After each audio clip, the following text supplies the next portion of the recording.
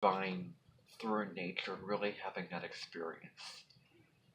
You know, you will be leaving your phone at home. I will be leaving my phone at home. And it's just about connecting with the present moment. Really, relaxing and, opening up all of your senses and really milking all the, experiences and engaging your senses with Pam. And we may also put our, feet on the earth so that, when she makes the videos, she is not just saying that, you know, that, we can actually, do it and we can actually have that experience. Um, if I have to be honest, I feel like a lot of what she talks about, because it's on the mundane level of things, I wish that it related more to me. And I'm not a fan of sun sign or rising sign horoscopes, like when astrologers break down the horoscopes for all 12 signs. I'm not as big of a fan of that because I'm always looking for something that is going to resonate and make sense for me. And, I don't know. I have my reasons for that. But anyway, you're going to be having an experience of that. When she does arrive, there may be buses, there may be, a lot of details that Susan, Linda, and Daniel will fill you in on, and we'll get that figured out. It may be in the afternoon that we'll be doing that, and we'll probably go to McCord Park. And once we discuss how it is going to be, they will fill you in on that more detailed info. So coming back to the simple spiritual practices, in nature, we may walk around, we may meditate, take a walk. So yeah, she also will be telling us and talking about her philosophy of astrology and how she looks at it, and discussing her first and second book. Her first book is I Do Not, um, You Don't Believe in Astrology, Do You? I think that's what it's called. You don't believe in astrology, do you? I believe that's what the book is called. The second book is, now I forget now, but it's, something, a sacred language of the universe. Where you take your chart and your individual placements and aspects and all those things, and you do your, do an immersion, and you go look at sections of the book, and you learn and understand, aspects of yourself through your natal chart. So she's going to be discussing her books, her, view of astrology, her work, what she does, her experience as an astrologer, her, outlook on it, her beliefs on it, and also her astrological practice, what she does. So I think that in the morning, she'll be discussing all these things about, her practice, her work and all of that. And then in the afternoon on May 11th, sometime in the afternoon, probably, 2 or something in the afternoon, we will be going outside and going to McCord Park, walking around, having that experience in the afternoon, probably, 2 or whatever. Those details still have to be figured out, so I'm going to save myself mental energy of that. Now, an astrologer that is, younger than Pam Gregory, but similar, but, I certainly have some things to say, is Astrology with Heather. And let me tell you some of my thoughts about Astrology with Heather. And they're listed right here in the slide. So I'm going to stick to this slide here. I have a couple of profound quotes. One of them is, so here are 3 quotes that would express Heather Eland. This is Heather Eland, not Heather Ensworth, who's a broken record who keeps talking about the time of transition, balancing the masculine and feminine, and masculine, balancing the sacred masculine and the sacred feminine. She keeps talking about being in connection with all that is. I mean, her whole list of words that she keeps saying over and over and over like a broken record. Oh my goodness! But not Heather Eland. She is not a broken record. However, my thoughts on Heather, astrology with Heather, is she does not get into the details of what this aspect is about, or this full moon is about, in terms of the themes of the zodiac signs, and really delving into what she's talking about, and really giving a really meaningful and heartfelt, in-depth, and more of a prescriptive message for her videos, and that's what I think she lacks. I also feel like, I'm questioning.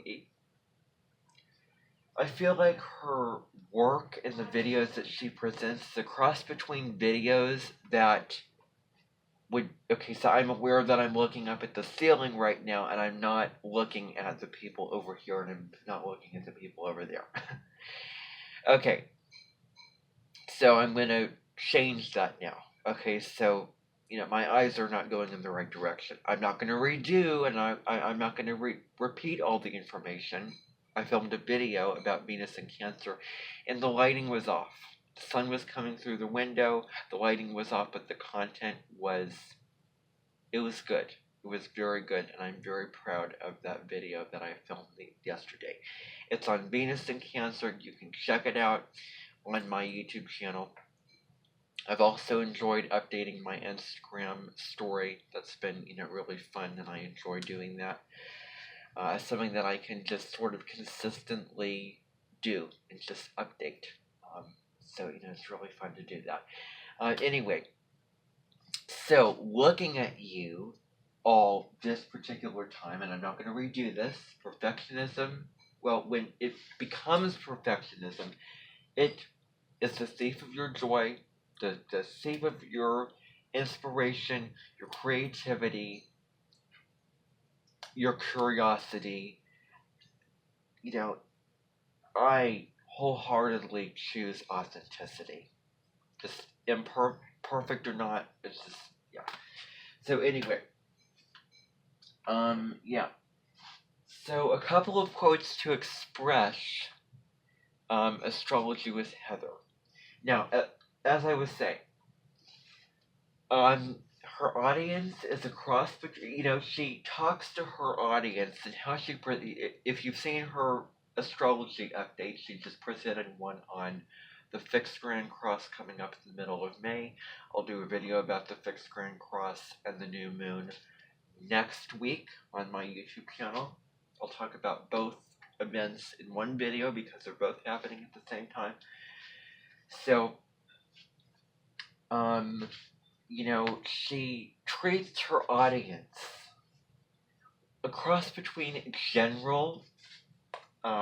general public, people who are, let's say at, beginner levels understanding of astrology, and, just, a general audience, and astrologers. So somewhere in between there, and it's kind of confusing because it feels like she presents that information to astrologers or astrology enthusiasts. I feel like that video should be in a portal of its own for astrology enthusiasts to join that portal. Or, and I don't like saying this, I'm playing devil's advocate when I'm saying this, I'm going to play devil's advocate. Perhaps the videos that she puts out into YouTube should have a cost to them, and people should pay to watch those videos. I'm playing devil's advocate right there. I don't actually mean that, but I want to just say that because when you watch her videos, you almost feel guilty that you're not, professional, that you're not, doing exactly what she is doing, that you may not understand what she is saying. Although I could, do a whole analysis paralysis of how I feel about, what she's saying. She does use jargon in her videos, and, it's really confusing, and not every astrologer, understands, not everyone is going to understand what you're saying. Not everyone is on the same level. I have had a couple of comments from people who have seen my videos saying, "Oh, I don't believe in astrology. I don't believe in zodiac signs." I had one comment back in December that says, I had one comment in December of last year on a short little video that I filmed. It was an astrology update, I think, for the astrology of, Venus moving into Capricorn around about December 9th, I think, of last year, December 9th of last year, 2022, Venus entered Capricorn. And the comment was saying, like, where's the proof of this? Where's the proof that, this is how it is? Well, I'm going to be humble and I'm going to be perfectly honest. I don't think I'm the best source to give you that proof and information, but I can recommend to you several other sources. And if you have that sort of more left-brained approach to it, I can recommend several people for you. Deborah Silverman and Steve Judd are those astrologers. I'm not too sure about astrology with Heather. She uses the jargon. She is younger than Deborah Silverman, and yet she uses all this jargon. And including, there's one instance that I think is super important to bring up. She was talking about, on her video where she was talking about Mercury retrograde in Taurus, she was talking about the Mercury, my gosh, I just drank the Kool-Aid right there. She was talking about the aspects of Mercury retrograde in Taurus that it would make to other planets or luminaries. Luminaries are the sun and the moon. The planets are, Mercury, Mars, Venus, etc. So she was talking about, so Mars, Venus, and Mercury are the personal planets.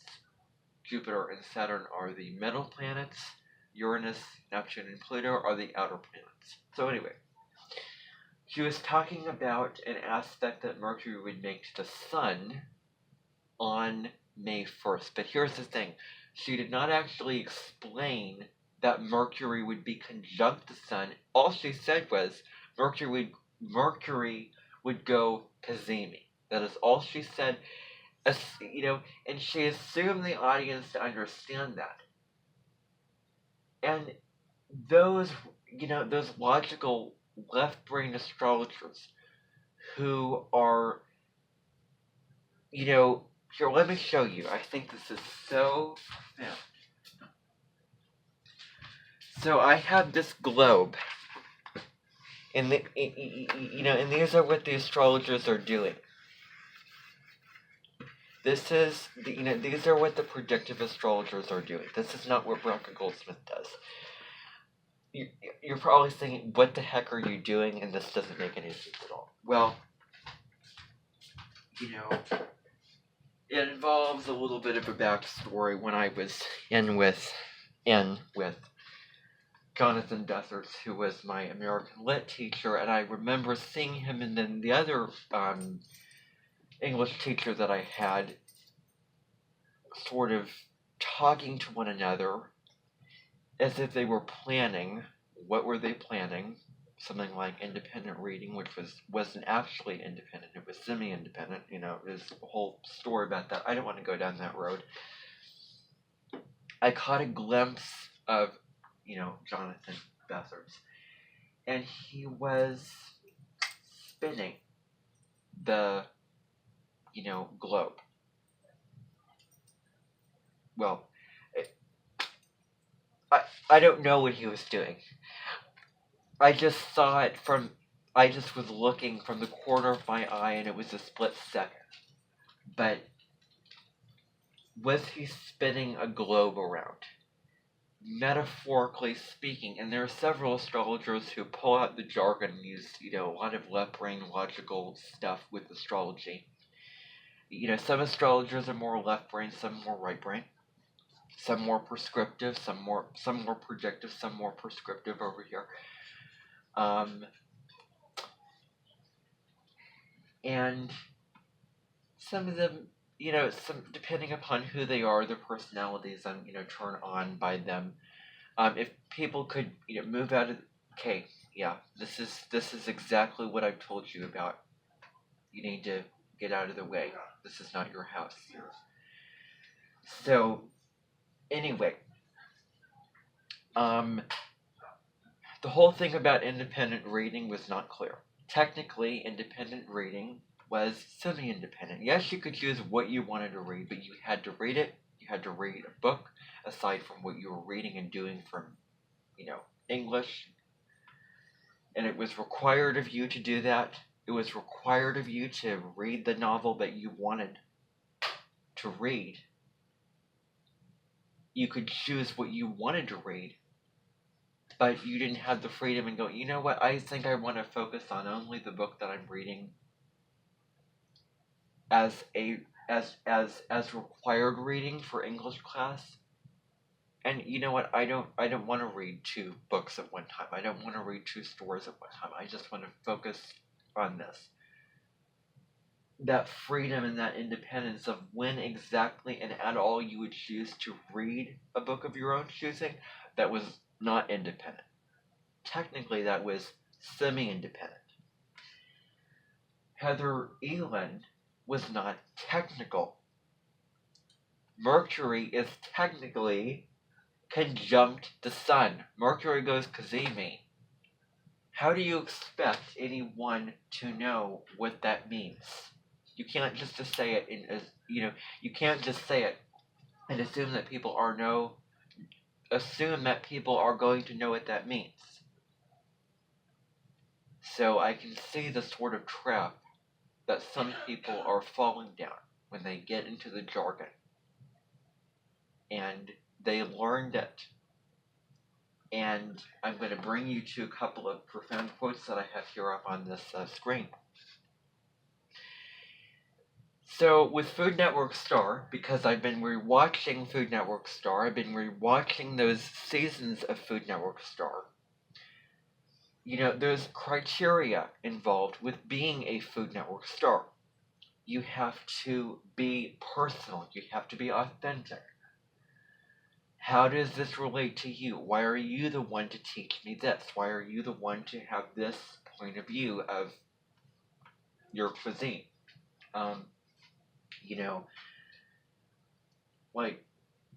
And getting clear. And let's say, not everyone is going to have access to using, to be able to have one of those things where you torch custard, that makes the, thing golden brown, or one of the, not everyone is going to have access to your ingredients, and that's why you need to give tips, and you need to be clear, and you need to give substitutes for ingredients that everyone may not have on hand. It has to be, relatable. You have to be relatable. You have to be, accessible to your audience. Miriam Esposito from Chowatelia, I hate to say it, but she is not always accessible to her audience. she does not always give, okay, well, I'm using this fancy ingredient, but guess what? Here's your substitute for this ingredient. She was making focaccia di lecco, and she was using this cheese for focaccia, and she said, oh, there's no substitutes for this. This is the only cheese, that works for this recipe. Well, not everyone has access to it, and everyone is watching the show, and probably wants to make it, so you have to provide substitutes for ingredients, point blank. And with astrology, if there was a Food Network star for Astro Food Network star, let's say you could present your astrology, but on a television show. As opposed to just YouTube videos. I think part of the criteria is being clear and not falling into the jargon. If you think I use jargon, Heather Elin uses jargon, and I give more depth and detail and into the themes of the zodiac signs, and I put more heart into what I say on those videos than Heather Elin, who is a professional astrologer, who is trained, who has taken courses. I haven't taken courses. I'm not a professional astrologer. But how come I have more to say? How come I am giving more information? Sometimes I watch her and I think, oh, well, you have so many ideas, but you're rushed. And, because on her videos, she gives the general overview for the astrology of what is going on, of what this full moon is about, of what this transit is about. And then she breaks it down by sign. But, sign by sign from Aries through Pisces. And that's a lot. That's a lot to, do, and, a certain amount of time, so you have to limit the amount of information that you are saying, and less is more. Make one video where you are talking about what it means collectively, and then make another video where you're breaking the astrological event down sign by sign, so that how is this sign going to be affected and impacted by this astrological event. That is super important, and I would really recommend that to her. I'd recommend her to do that. It's getting caught in this superficial, getting caught in what sounds good, saying the right things, saying the things that are logical, that make sense. Of how beautiful it is to say, be the professional and have all this information, but what about not being professional, not being a professional, and just being so authentic? Not having all the little dots, T's, not the I's crossed, all those kind of things, but what about the heart? What about what is authentic? You'll find authenticity from Owning Authenticity, Kelly Rosano, Brackagles, so many people. I wish that Astrology with Heather would give more of that authenticity and detail of the themes and the meaning of the astrology that which she's talking about to her videos. Now there's a couple quotes that I'm going to delve into here. The first one is by none other than Albert Einstein. If you cannot explain it simply, you do not understand it well enough.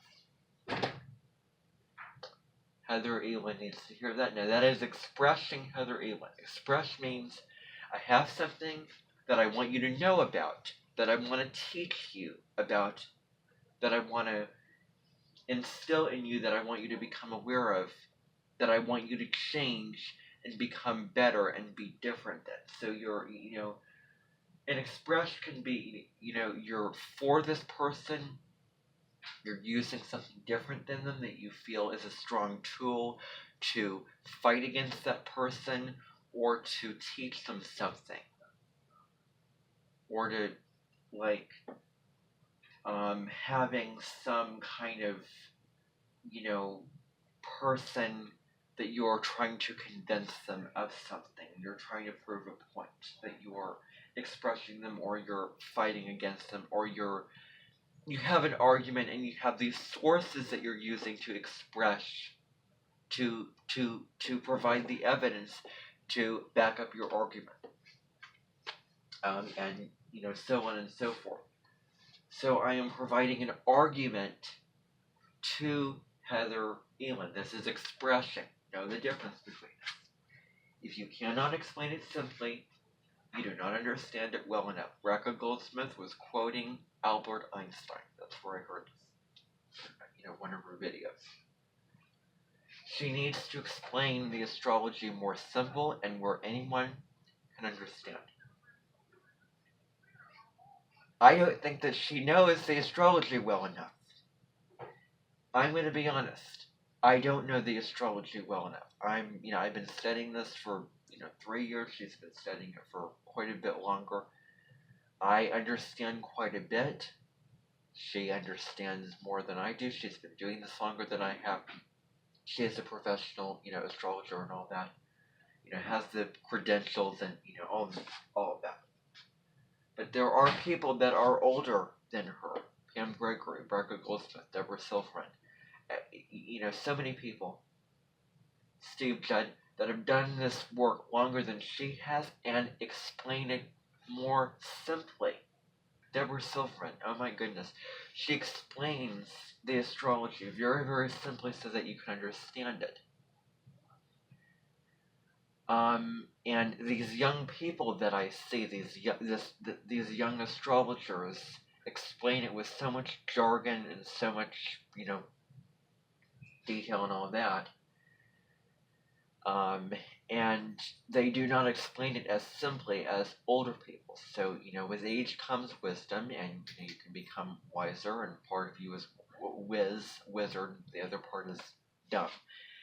And continuing to learn, continuing to explore, you're a lifelong learner, continuing to be curious, all that.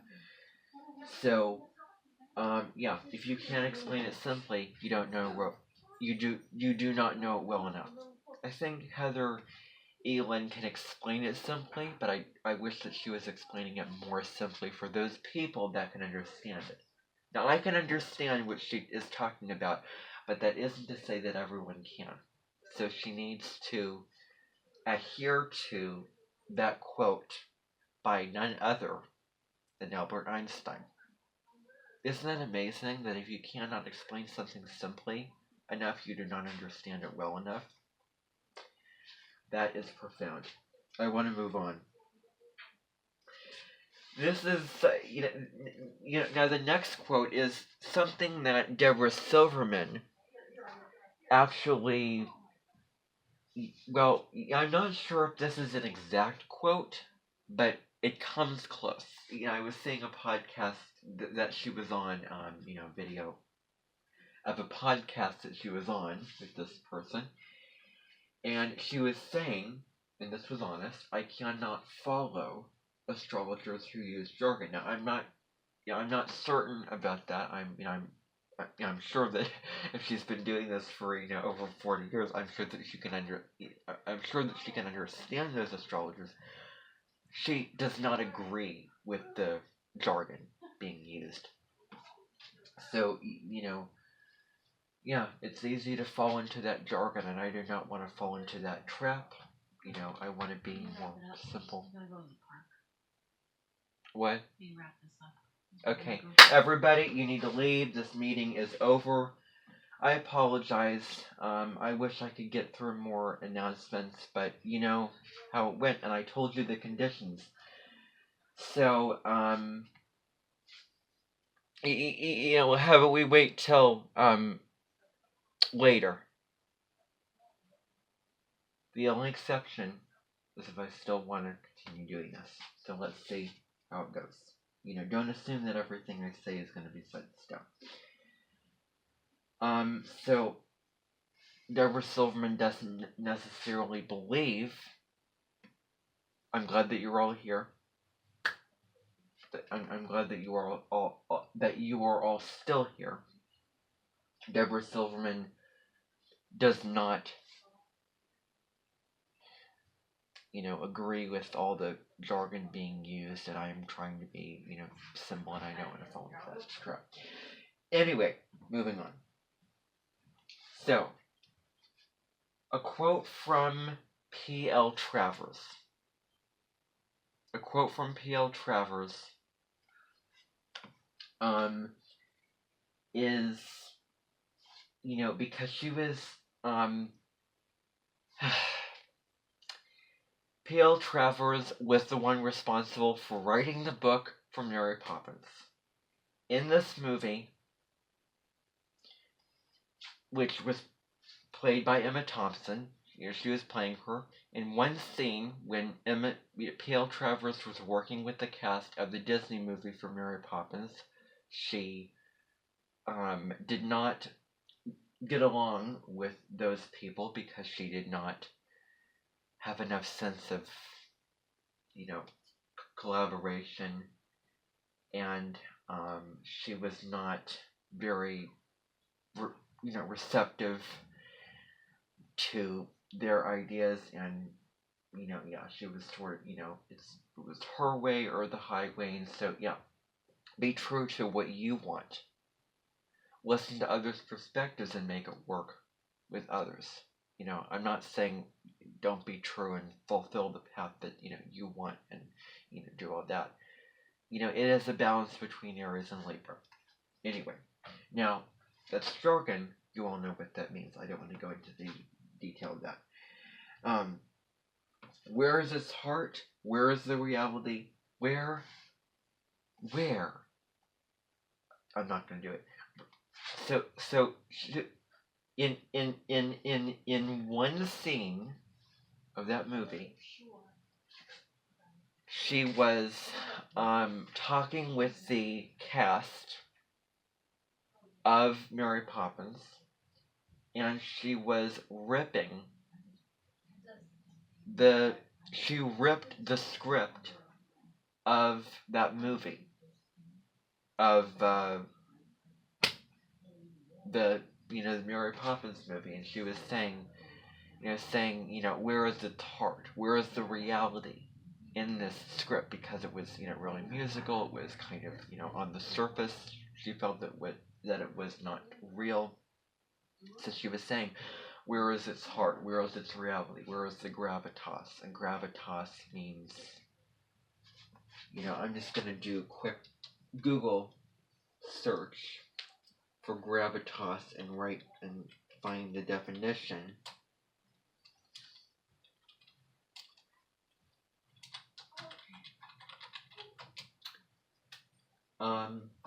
Dignity, seriousness, or solemnity of manner. So dignity and seriousness. That's what gravitas means. So, where is it? And I find that